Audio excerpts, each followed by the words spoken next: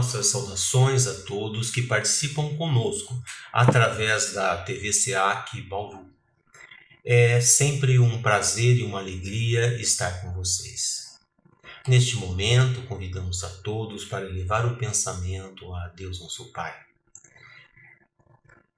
Senhor da vida, manifestamos aqui toda a nossa gratidão. Fortalece-nos, Pai, nos propósitos de construção de um ambiente de paz, na qual cada um possa superar seus limites e imperfeições em benefício de todos. Perdoa, Pai, a nossa fúria insana que ainda assola nossos corações, porque um dia, Pai, ofereceremos a Ti o nosso amor. Que assim seja. Obrigado.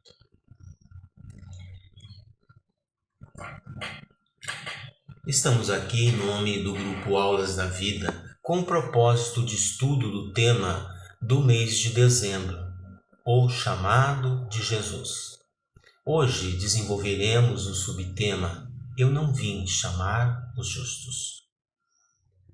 Sempre à luz do Evangelho de Jesus, com os esclarecimentos que nos são oferecidos pela doutrina espírita. Alguns vêm, falam, pregam, ensinam, evidenciam, mas as criaturas humanas frágeis como somos, continuamos a visitar os conhecimentos espirituais, tendo os nossos pés presos à lama. Ao mesmo tempo que oramos a Deus, nós estamos envoltos na lama das nossas paixões e do nosso orgulho. Iniciaremos tratando a questão 999 de O Livro dos Espíritos. Basta o arrependimento para que as nossas faltas se apaguem? E os Espíritos nos esclarecem.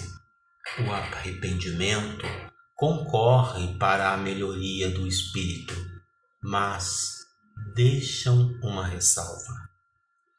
Nos apoiamos agora no livro Céu e Inferno, que trata a respeito do arrependimento. O arrependimento, embora seja o primeiro passo para a regeneração, não basta por si só. E lembra-nos, são precisas as expiações e as reparações. O arrependimento, a expiação e a reparação constituem, portanto, as três condições necessárias para apagar os traços de uma falta e as suas consequências. O arrependimento, irmãos, suaviza o traço das expiações.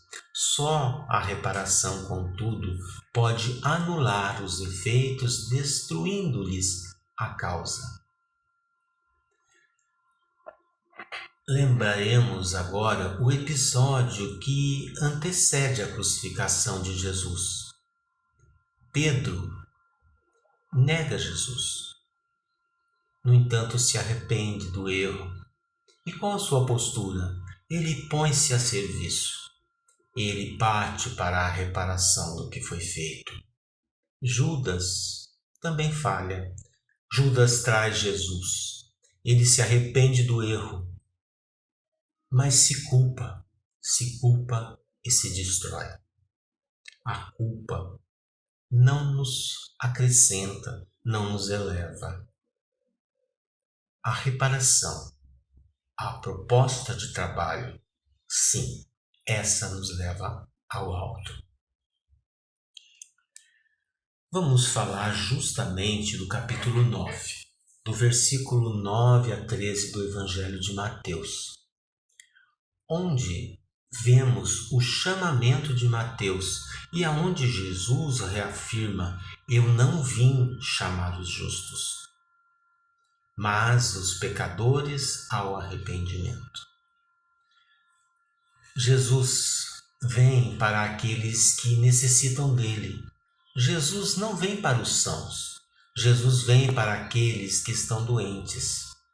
Logo depois do episódio do chamamento de Mateus, sucedeu o quê? Estando Jesus sentado à mesa na casa de Mateus, chegaram muitos publicanos e pecadores e se sentaram juntamente com Jesus e seus discípulos. E os fariseus, vendo isso, disseram aos discípulos: Por que come o vosso mestre com os publicanos e os pecadores? Jesus, porém, ouvindo, disse-lhes: Não necessitam de médicos os sãos, mas sim os doentes. Ide, porém, e aprendei o que significa: misericórdia eu quero, e não oferenda. Porque eu não vim para chamar os justos, mas vim para chamar os pecadores ao arrependimento. Vamos tratar sobre esse ponto tão extraordinário, dessa reflexão de Jesus que mexe profundamente com os nossos corações. Dentro do processo de contextualização, Mateus, que era um publicano, recebe o chamado do Cristo. Ele resolve, então, dar um banquete na sua casa. E lá entram publicanos, entram pecadores. Fariseus, vendo o que está acontecendo, vão até lá perguntar então aos discípulos: o que é que está acontecendo? Jesus está ali ceando. Eles se espantaram tanto com isso. O que havia de errado? Por que Jesus estava sentado ali com os publicanos e com outros que, entre aspas, chamados pecadores? Pecadores, ou seja, aqueles que não seguiam rigorosamente a lei segundo o conteúdo dos fariseus. O primeiro ponto que a gente precisa resgatar é o conceito da figura, tanto do fariseu como do publicano. Que vem a ser um publicano no conceito bíblico? Qual era a função do publicano?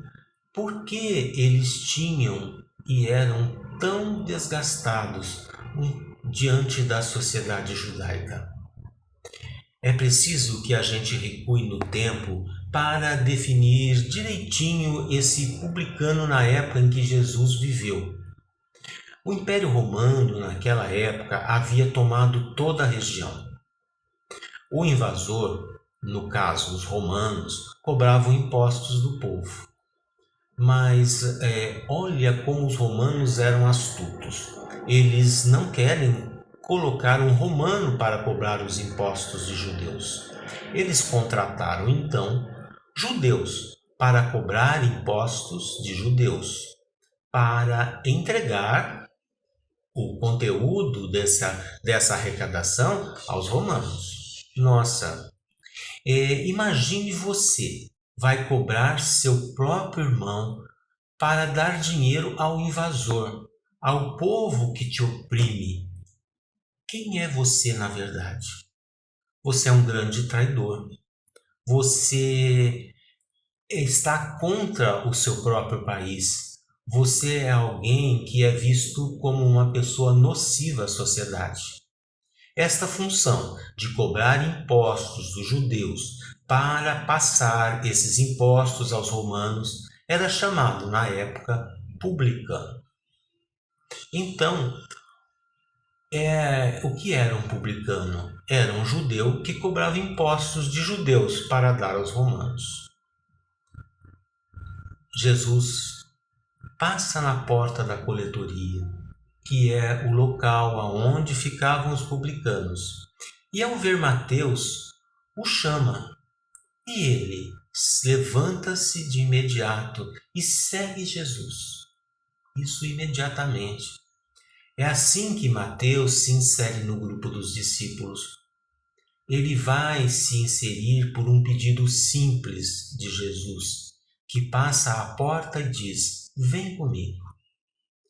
Mateus, também chamado de Levi, oferece um jantar para Jesus. Estavam lá os amigos de Mateus, que eram também publicanos, e junto com os publicanos estavam outros, Quem eram os outros que estavam lá? No texto é dito que eram pessoas de má vida. As pessoas de má vida, no conceito bíblico, eram as pessoas que tinham uma vida que não se encaixava no texto bíblico. Exemplo: uma mulher que quisesse estudar a Torá, que são os primeiros 5 livros do Antigo Testamento. Eram essas mulheres desobedientes. Ela era uma mulher, então, taxada de má vida. Também era de má vida qualquer pessoa que infringisse o conceito dessa sociedade.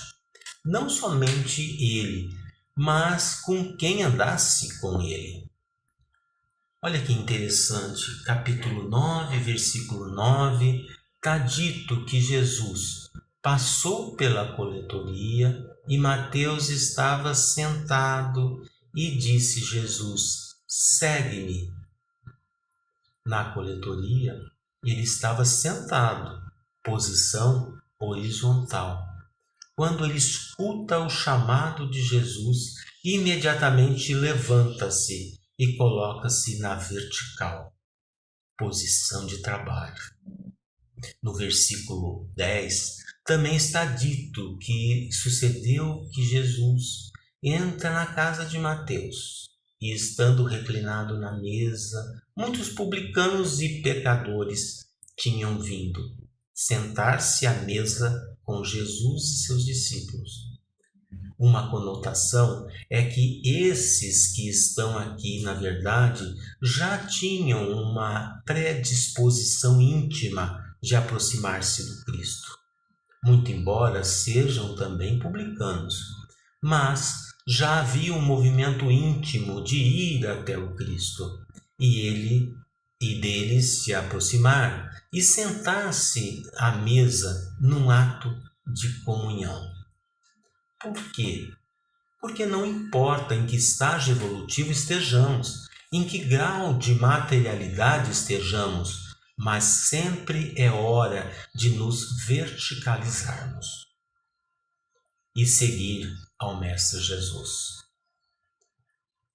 Eu queria até resgatar uma parte no seguinte sentido: os publicanos eram profundamente execrados na sociedade. As pessoas tinham rejeição por eles, eram tidos como uma espécie de escória da sociedade. De repente, passa um rabi na cidade, que chama um publicano para estar com ele. Você já imaginou o que significa isso dentro de uma comunidade? Eu vou fazer um paralelo, mais ou menos. Imagine que de repente um padre passa e vê uma menina na calçada se prostituindo e diz: você está com fome? Você precisa de um local para ficar? Venha comigo, eu vou levar você para você ficar na igreja. Hoje você janta comigo. Ela vai. Quando sair dali, ela vai contar para as amigas o que aconteceu. Você acha que essas amigas não vão querer, todas elas, conhecer esse mesmo padre, esse sacerdote que teve um olhar de misericórdia, que enxergou da menina que se prostitui um coração que precisa de apoio e sentou-se com ela e conversou e ouviu sua história? Na hora que Jesus convida Mateus, mexe com a comunidade dos coletores. Quem não gostaria de conhecer alguém que passa por cima da minha baixa autoestima, de ser considerado um execrado? Então, na hora que Mateus oferece um jantar, é lógico que eles todos viriam, para poder estar perto de alguém que não tinha medo deles, não tinha nojo deles, os aceitava como uma pessoa, com um olhar novo e que os olhava no próprio olho. Então veja Que momento lindo! Você está sentado com pessoas que nunca ninguém deu atenção, que não eram vistas como indivíduo dentro da sociedade. Então é isso que a gente precisa resgatar. Essa imagem desse momento, desse jantar. Isso é o interessante. O livro Jesus do Lar, de Neo Lúcio, por Chico Xavier, conta uma parábola. Felipe passou a comentar a diferença entre justos e injustos, de maneira que a destacar o valor da santidade na terra. O Mestre Jesus, então, ouviu calmamente e, a seguir, narrou com bondade a seguinte parábola. Certo fariseu de vida irrepreensível atingiu a posição de imenso respeito público. Passava dias inteiros no templo, entre orações e jejuns incessantes. Conhecia a lei como ninguém, desde Moisés aos últimos profetas. Decorara os mais importantes textos da revelação. Se passava nas ruas, era tão grande a estima de que se fizera credor que as próprias crianças se curvavam a ele. Consagrara-se ao Santo dos Santos e fazia uma vida perfeita entre os pecadores da época. Alimentava-se levemente, vestia túnicas sem mancha e abstinha-se de falar com toda pessoa considerada impura. Acontece, todavia, que, havendo uma grande peste na cidade próxima de Jerusalém, um anjo do Senhor desceu, prestimoso a socorrer os necessitados e doentes. Necessitava, porém, de mãos de um homem através das quais pudesse trabalhar, apressado em benefício dos enfermos e sofredores. Lembrou-se de recorrer ao santo fariseu, conhecido na corte celestial, por seus reiterados votos de perfeição espiritual. Mas o devoto se achava tão profundamente mergulhado em suas contemplações de pureza que não lhe sobrava o mínimo espaço interior para entender qualquer pensamento de socorro às vítimas da epidemia. Como cooperar com o emissário divino nesse setor se ele evitava o menor contato com o mundo vulgar, classificando em sua mente como o vale das imundícies? O anjo insistia no chamamento. Contudo, a peste era exigente e não admitia demoras. O mensageiro afastou-se e recorreu a outras pessoas amantes da lei. Nenhuma, entretanto, se julgava habilitada a contribuir. Ninguém desejava arriscar-se. Estimulado pelas reclamações do serviço, o enviado de cima encontrou antigo criminoso que mantinha o propósito de regenerar-se. Através dos fios invisíveis do pensamento, ele convidou-o a segui-lo. E o velho ladrão, sinceramente transformado, não hesitou. Voltou-se sem demora, com a espontaneidade da cooperação. Ele enterrou cadáveres, improvisou remédios, semeou bom ânimo, aliviou os aflitos, renovou a coragem dos enfermos. Criou serviços de consolação e de esperança, e com isso conquistou sólidas amizades no céu, adiantando-se de surpreendente maneira no caminho do paraíso. Os presentes registraram a pequena história, a pequena parábola. Entretanto, entre a admiração e o desapontamento, Jesus então comentou: a virtude é sempre grande e venerável, mas não há de cristalizar-se como uma joia rara, como uma pedra preciosa. porém pedras sem proveito. Se o amor cobre uma multidão dos pecados, o serviço que se inspira no amor pode dar aos pecadores convertidos ao bem a companhia dos anjos, antes que os chamados justos, porém ansiosos, possam desfrutar do convívio celeste. Retomando, então, os fariseus não perguntam a Jesus, mas perguntam aos seus discípulos. E Jesus responde, Cristo toma a dianteira. A pergunta é, por que meu mestre come com publicanos e pecadores? Os sãos não têm necessidade de médico, mas os que estão doentes. Falta-nos ainda definir o que são os fariseus na sociedade judaica. Os fariseus eram uma classe sacerdotal. Os fariseus não são uma classe muito antiga dentro do judaísmo. Haviam surgido naquele período dos 400 anos sem profetas e eram, portanto, recentes. A preocupação deles era legítima. A preocupação deles era o seguinte: nós não temos profetas, então nós temos que ter rigor nas nossas regras, senão elas vão se perder. Se nós não tivermos um grupo que garanta a objetividade daquilo que deve ser cumprido, o conteúdo da lei mosaica se perderá. Então, quando você estuda sobre os fariseus por essa ótica, eles são pessoas virtuosas.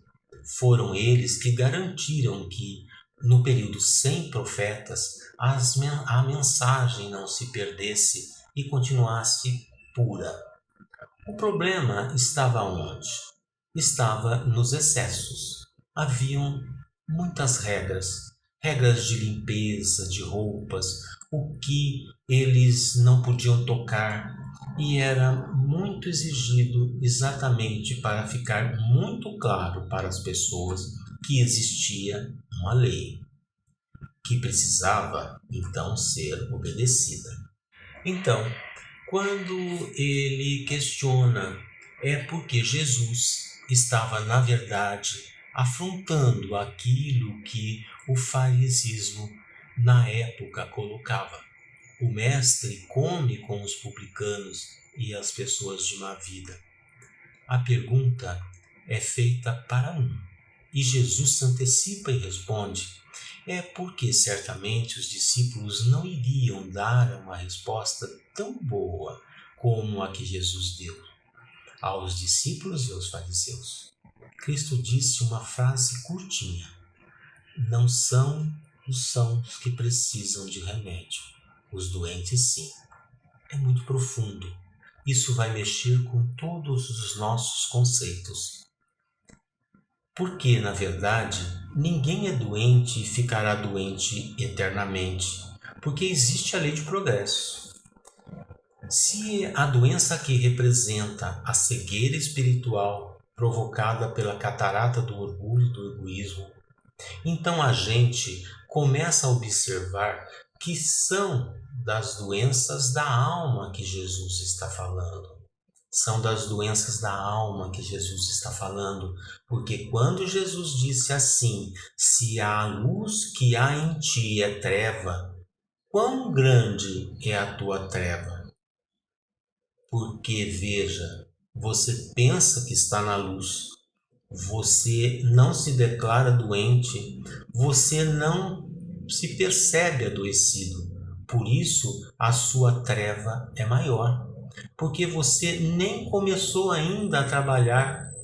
Então, por isso, Jesus vai dizer, eu vim para os doentes que querem remédio, aqueles que suplicam, aqueles que estão lá nas bem-aventuranças que precisam de consolação. O Messias, porém, poderia ter vindo para tentar ensinar aos sábios. Poderia ter sido uma estratégia, poderia se ter feito um plano seguindo Tipo, nós vamos fazer uma descida de Jesus que irá ensinar aos doutores, aos esclarecidos, aos homens que possuem conhecimento, para que esses, então, promovam o trabalho de multiplicar esse saber. Jesus utilizou uma estratégia completamente diferente, que é levar a mensagem. Poderia ter sido outra, mas ele pegou as pessoas mais improváveis para o trabalho. Então, nesse sentido, ele veio desconstruir os valores que outros possuíam. Veio estimular a misericórdia naqueles que, em princípio, se consideravam em condições mais favoráveis, e quem poderiam ter um olhar mais atencioso em vez de excludente. Era uma sociedade profundamente excludente, a sociedade da época. Pense o quanto ainda nós, hoje, somos excludentes. Ele veio nos convocar para que tenhamos este olhar de atenção. Não vim para os sãos, disse ele. Eles não precisam de remédio, vim para os doentes. Isso é tão extraordinário do ponto de vista da mecânica do processo de disseminação do amor. Eles se acham saudáveis, não se acham doentes. Não se colocam na posição de doentes. Se a sua luz é treva, como é grande a sua treva, porque você não se percebe, não percebe e não tem necessidade, então, do remédio. Por isso, muitas vezes, são nos processos dolorosos e que nosso coração está mais permeável e que, então, as mãos do Cristo vão moldar em nós o seu trabalho. Muitas vezes, a gente tem que acordar. Já finalizando nossas reflexões de hoje, lembramos do texto Recomecemos, de Emmanuel, do livro Palavras da Vida Eterna, onde ele destaca a fala de Jesus em Mateus 9,16. Ninguém põe remendo de pano novo em vestido velho, não consegue lembranças amargas, você viu um sonho desfeito, suporta o abandono dos que você mais amou, fracassou no seu empreendimento. Recomeçar é a bênção na lei de Deus. A possibilidade do broto ressurge na sementeira sempre. A água feita vapor regressa da nuvem para a riqueza da fonte. Retorna o calor da primavera na primavera seguinte. O fulgor do sol ressurge toda manhã. Janeiro a janeiro, renova-se o ano, oferecendo novo ciclo de trabalho. É como se tudo estivesse a dizer: se você quiser, você pode recomeçar. Disse, porém, o divino mestre: ninguém aproveita remendo novo em pano velho. Desse modo, recomenda, desfaça-se do imprestável, desvencilhe-se do inútil e esqueça os enganos que cometeu. Recomecemos, pois, com firmeza, lembrando de que tudo volta, menos a oportunidade esquecida, que será sempre uma perda real. Agradecemos, neste momento, a atenção de todos que nos acompanharam e, em nome do grupo Aulas da Vida, desejamos muita paz. Muito obrigado.